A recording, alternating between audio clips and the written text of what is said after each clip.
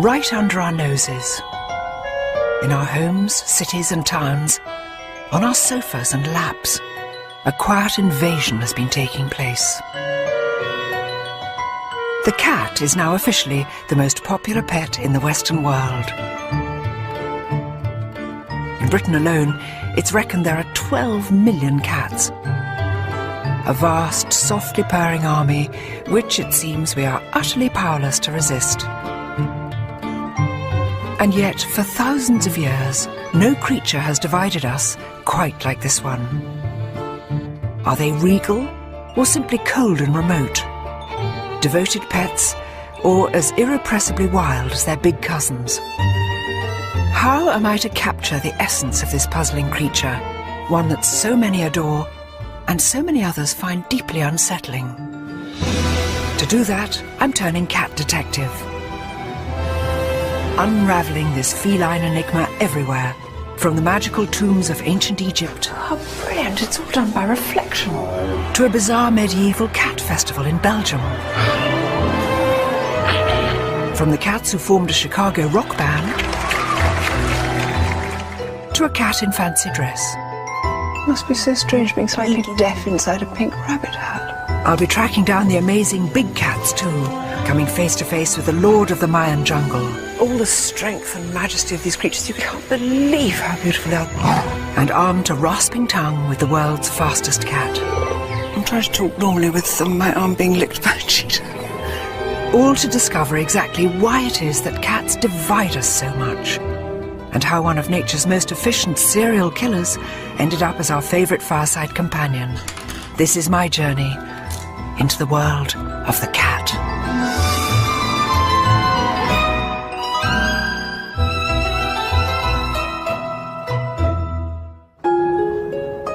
My journey begins here, at home, and it begins with a confession. We don't have a cat. Well, not anymore. For 18 years we had a gorgeous cat called the Bee. When he died, I missed him more than I could ever have imagined. I still think about him every day. We even gave him a little gravestone. People say that you choose a dog, but the cat chooses you. And people say that cats are aloof. Well, I don't know about that. All I know is that the Bee, our beloved cat, was much more than a pet. He was a friend. We loved him dearly. And, you know, I think he loved us dearly too. And yet, I wonder if I ever really knew the Bee, any more than I know the neighbourhood cats that now wander through our garden. Unlike dogs, so much of what cats do is secret and nocturnal, mysterious. It helps to explain why some people find them so disturbing, and why so many others find cats irresistible. But where does this deep divide spring from? First stop on my journey, a cat show in Milton Keynes, to find the true aficionados, the ones whose absolute faith in cats is beyond doubt. In the West, cat shows like this are the ultimate expression of our modern obsession with cats. Hello, darling. Yes, sweetheart. And you can see why. Was there ever an animal quite as beguiling as the cat? Another Bengal, female. Or as adorable as a kitten? Called what? Scylla. Scylla. Scylla Black. I didn't think of that. Beautiful blue eyes and a slightly Barbara Streisand look. I think it's absolutely fantastic. Over the years, we've engineered around 100 breeds of cat. From green eyes to blue, from long hair to no hair whatsoever. And what breed is she? She's a Sphinx. It's a Turkish fan. It's a snow Bengal. This is a Singapore cat. Very bright, very lively. But look around any cat show like this, and you'll notice something which has never changed. It's women, not men, who are least able to resist the lure of the cat. Hard to believe that a few hundred years ago, many of these women, including me, might have been burned at the stake, along with their cats. Because the terrible truth is, despite thousands of years of our deepest devotion to cats, there's a very dark side to our feline obsession. Thankfully, we don't torture witches and their cats anymore. But once every 3 years in Belgium, people gather to remember a time when we did.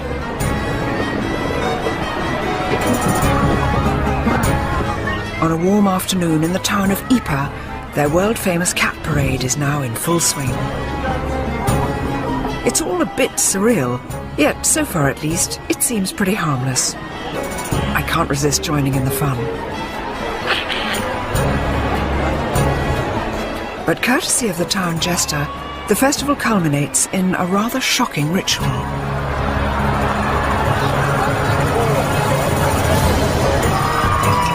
In Ypres 500 years ago, 9 lives wouldn't have been enough for even the sturdiest of cats. Europe had gone witch mad, and here in Belgium they took to slinging live witches' cats off the tops of high buildings. In fact, it wasn't until 1817 that this barbaric ritual was stopped. It's an unlikely thing to commemorate, but thankfully today the cats here are merely toys. It's so strange because even though this is a sort of carnival day and everybody's having such fun and they're only toy cats, a knife of fear and pain goes through me. Just to think that a short time ago they were throwing real live cats out of here simply because of the superstition that cats contained evil spirits. And it wasn't just the Belgians. In the Middle Ages, it was believed that Satan often took the form of a cat. And all over Europe, they were tortured and ritually killed in their thousands, often also burning alive the poor innocent women who owned them. Was there ever a creature which divided us so much? For 1,000 years we persecuted the cat as an agent of the devil, and yet nowadays we go all gooey over them in cat shows. For good or evil, we've long believed that cats have some sort of mysterious magical powers. But where on earth did that come from? Who owned the first cat? And when? And where?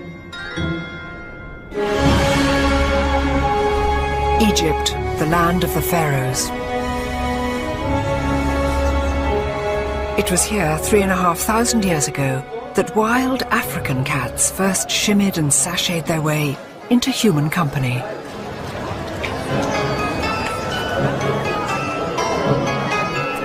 And even today there are few cities on the planet quite as comfortable with its cats as Cairo.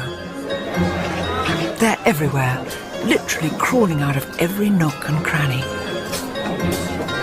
Once you tune your eye into Luke's cat eyes, once you get your cat's eyes in, you can see little cats, tiny cats, slim cats, cats resting by mosques. These are the cats who are looking after the door, just one on each side. These cats are mostly feral, homeless, unowned, just like their early ancestors.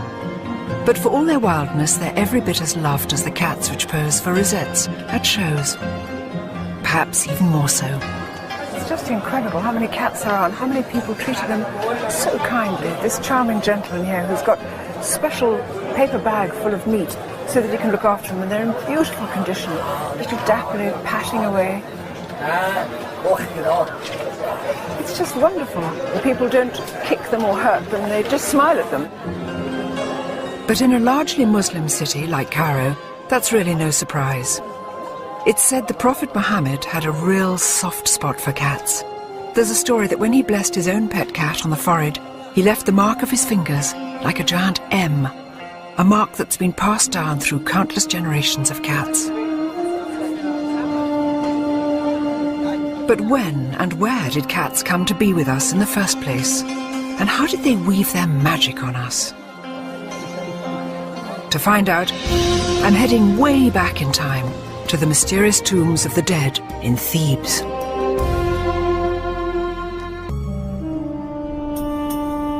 Before they came to live with us, cats foraged for their living in the blistering heat of the Sahara Desert. Hardly surprising then that the rise of human civilization by the Nile seemed like easier pickings. But the early Egyptian farmers got something out of it too. Grain silos attracted vermin. The vermin attracted hungry African wild cats. And before long, a rather remarkable relationship had been formed. A relationship first recorded in an extraordinary location.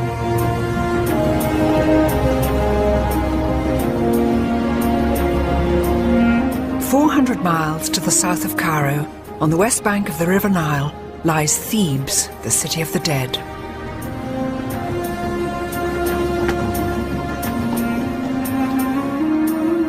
It's here that the ancient Egyptians buried their pharaohs and their aristocrats in lavish tombs.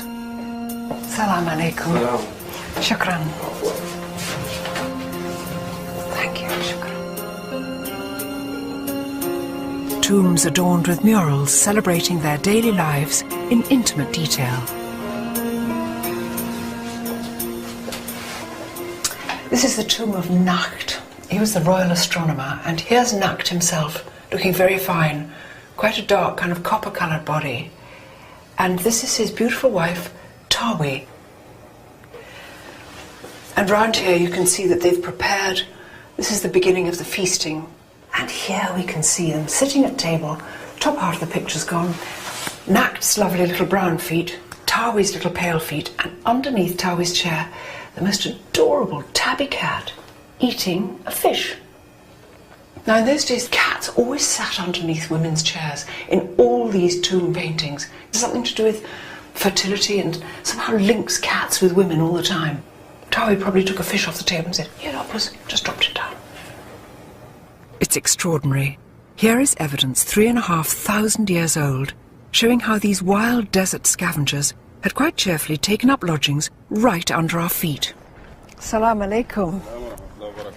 How nice to see you. Salam. Can I see the picture of the cat? Huh? Yeah? Thank you. Oh. I've been told that this tomb has more of the story. Oh, look. There's a light. I'm going to just creep in here.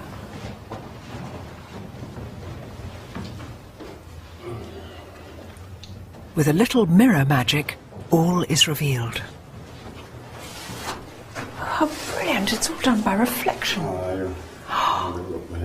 Look at this. So this is a hunting scene. Now there's birds all flying up, chaps throwing sticks at them. And here's a gorgeous little cat. There is a story that the Egyptians used to use cats, maybe to flush out the birds, but they used to take them hunting with them. They've also seemed to have taken their tame rat to them, I don't know. Sometimes, of course, I think cats just take it upon themselves to follow human beings, so they might have just gone on his own accord. But I suspect that these might have been hunting cats. Who knows? It's not difficult to connect the cats in these ancient murals with the cats in our own back gardens. Predatory, solitary, yet at the same time affectionate and gentle. And it's not that hard to understand what happened next either. Maybe it was the big eyes or the mesmerizing way cats move, but the Egyptians very quickly elevated the cat from beloved pet to divine god. A goddess, in fact, naturally. With both a serene face and a frightening face. A goddess whose cult would last over 2,000 years, longer so far than either Christianity or Islam. Today its worshippers are long gone, unless you count the ladies at cat shows. But here in the Egyptian Museum in Cairo, I can still see the evidence of this mighty feline goddess with two faces. This is the lioness goddess Sekhmet, and she is sort of the scarier side of cat divinities.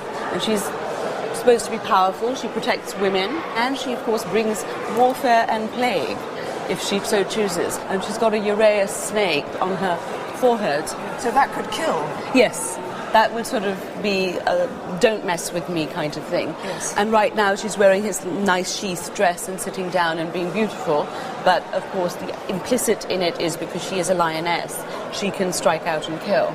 And does she have an alter ego? Yes, her alter ego is much nicer and calmer, sort of the cat goddess in a tamer way, and that's Bastet. Bastet, the cat goddess. Statuesque, sublime, the quintessential cat. Bastet was the symbol of love and beauty and music and basically self-indulgence, as you'd expect from a cat. So this is the kind of goddess a lot of people would be having in their house shrines. But look at these ones up here. These are just exquisite. They're fabulous. They're terribly lifelike. I've seen cats looking just like that. Do you like cats? I do like cats. I'm allergic to them, but I like them. In ancient Egypt, pet cats were adored. Whenever one died, the entire family would shave their heads in mourning. But not all cats were pets. There were other cats, bred to be offered to Bastet in the hope of earning her blessing. Unfortunately, to do that, they had to be dead. When they went to the temple of Bastet, they made offerings of mummified cats. And the idea was that because a cat was taking the message, the god would pay much more attention to it. And were these tame cats or cats around the temple? How did they get the cats for the mumming? They probably bred them in catteries, and you would have just thousands and thousands of cats there. We have x-rayed them, so you get a sense of what's inside. And it's really quite surprising. Look at that. What is a bit awful about this particular one is the neck has been broken because they couldn't always wait for cats to die. So we have some cat mummies where their heads have been bashed in or they're being strangled. Little cat. That one's an interesting one because... oh my God, what is it? Well, you can see it's a jumble. When they didn't have enough cats, they would just gather up a few bones and mummify that and make it look beautiful, like a cat should be. So that's... Extraordinary. This is sort of cat hamburger, if that doesn't sound too frightful. Do you know what I mean? It's just sort of chopped up and made into a shape. That's very accurate, though, and it certainly looks that way. What's the Egyptian word for cat? Meow. Is it? Because it really is. It sounds familiar, doesn't it? The cat with two faces. Cats as angels and cats as demons. Egypt is the home of the original prototype cat, the Mao, and whatever shape or pattern your pet cat is, it's descended from this ancient line of stripy tabby. In Egypt, the land where cats first walked amongst us, there are many who love them, but there are also others who are out to destroy them. Although in some countries Maos can fetch well over £1,000 a kitten, here in Cairo they still run wild in the streets. Unfortunately, some government officials think the only way to control them is by shooting and poisoning them. From a house in the Cairo suburbs, Maged Abdelrazek is on a mission to rescue them. Oh, now look, this must be one of the newest arrivals. Yes, this is our newest guest, Ida. Ida, You how wanna old hold is her? she? Yes, I do. She's about 7 weeks old. Ida. 7 weeks old. Yes. And she was found? She was found by Yeah. a lady when she was about 5 days old, and I had to take care of her. You did this yourself. You fed her, what, with a little pen dropper? Yes, like about 6 or 7 times a day.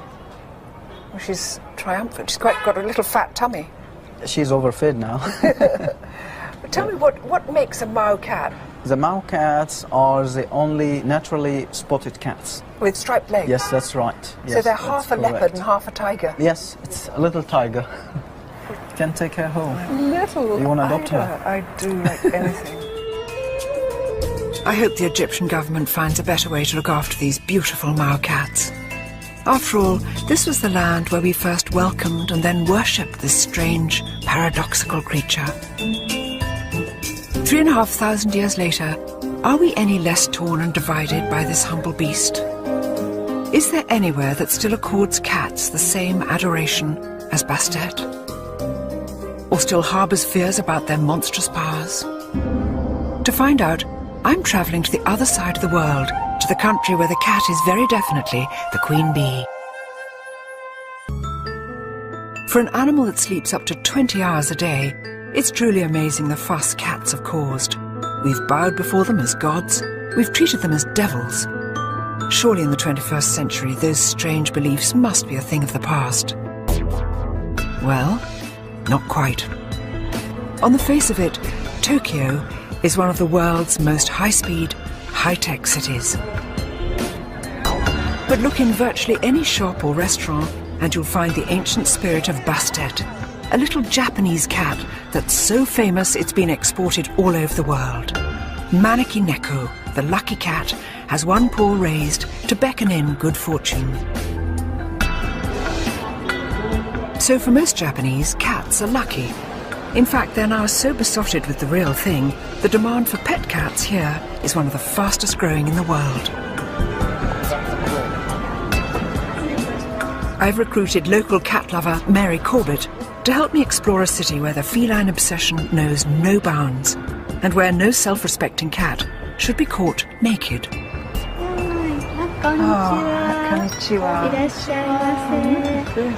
For the very best in feline haute couture, the Stella McCartney to Tokyo's finest cats, look no further than Takako Iwasa. Takako, look at this. Most cats in most places look overdressed wearing a collar and a bell, but not here.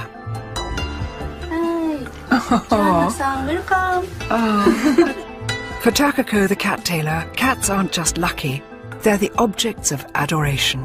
Takako, where do you get your inspiration from now for making, for instance, I see some extraordinary things. I see little cows' heads here and kind of frogs. わからないんですけど、この右方向の上の宇宙からインスピレーションがやってくるんですよ。 She's not sure, but she receives something on the right side of her brain and it seems to come from outer space. May we see some of your beautiful clothes on a cat? Whoa! This handsome, rather long-suffering Scottish foldier is Kotaro, clothes hanger for all Takako's boy cat costumes. Yay! Oh, you look fine, darling. You look quite unlike a cat.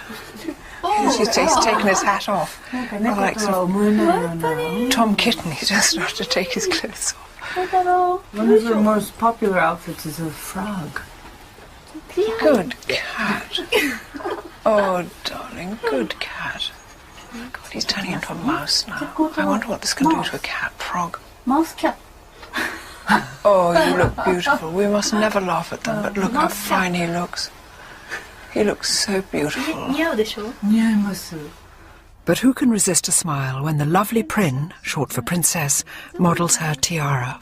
ちゃんと頭に乗せてくれるんです。 Yeah, she doesn't know another cat that can wear a crown. No. Without securing it in place.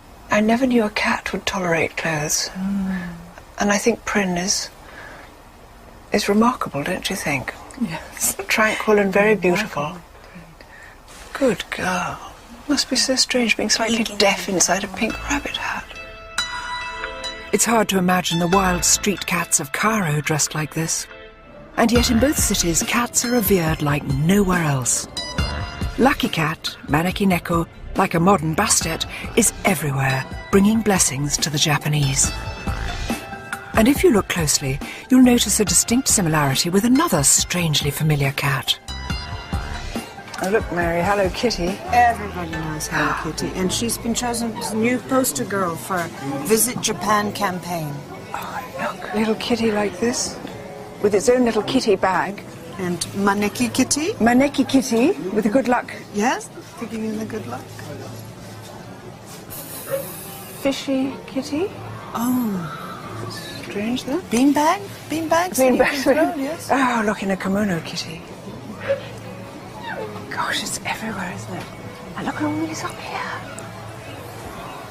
Hello Kitty, everything. Just toys and little purses, exercise books, pencils, pots, things, stuff, keyrings, dangly bits.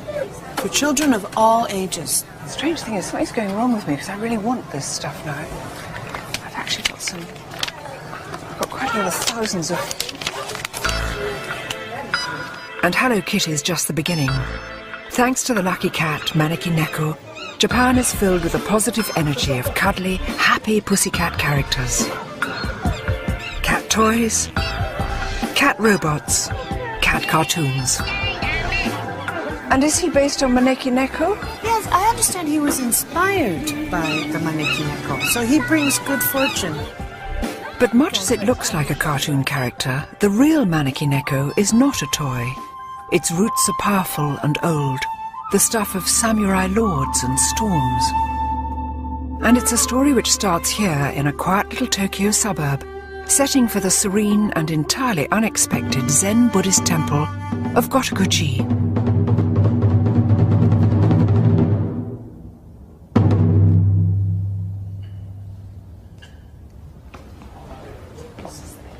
The true guardian of the lucky cat legend is the head priest of Gotokuji. 今日は本当にお時間貴重なお時間ありがとうございます。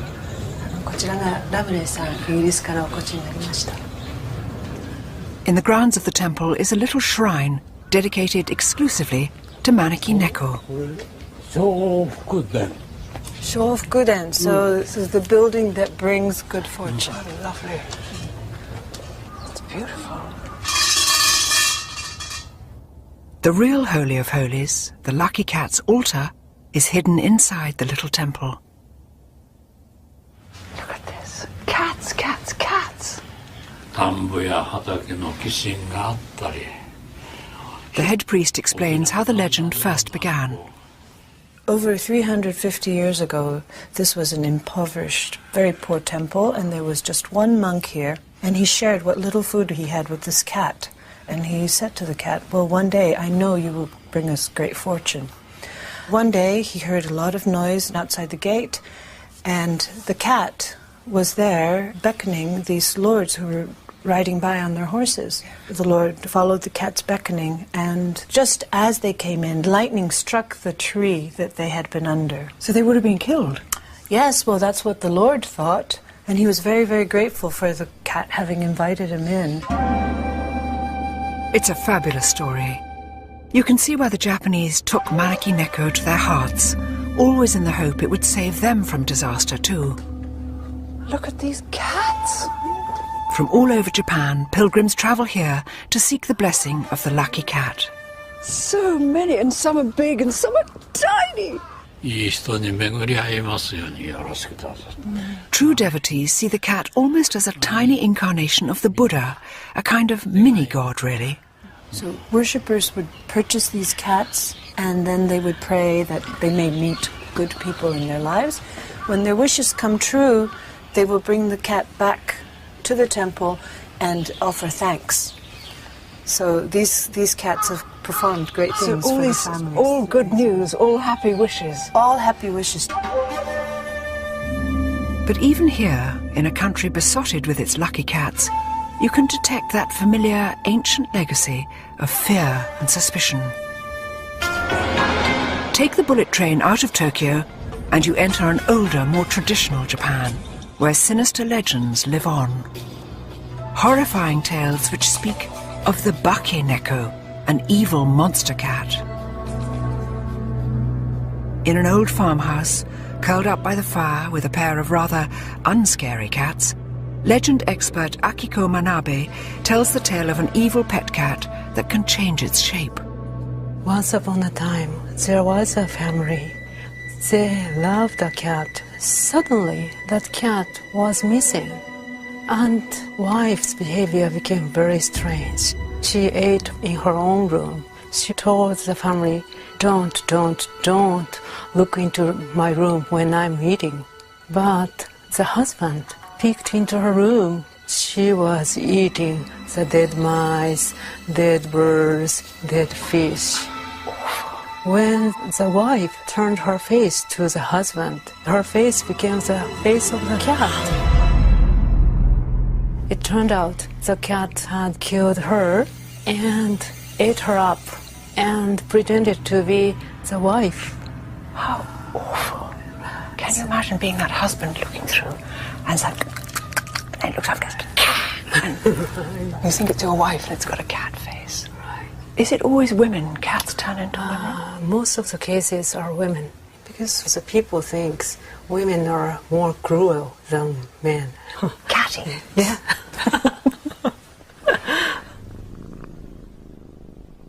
It seems there's such a contrast between the happy, smiling cat who brings you love and luck and this darker side, the Bake Neko cat which turns into a monster. It seems that even today we're not quite sure if cats are good or evil. I know what I think, but who knows?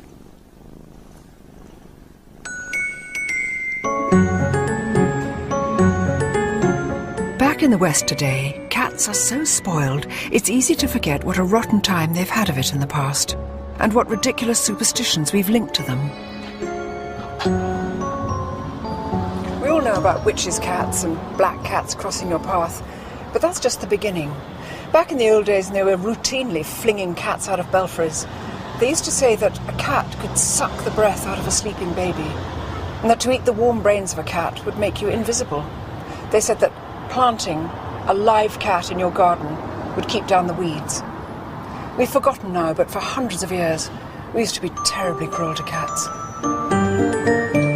Ever since the pharaohs, we've been unable to agree about cats. And we still can't really decide whether to love them or loathe them.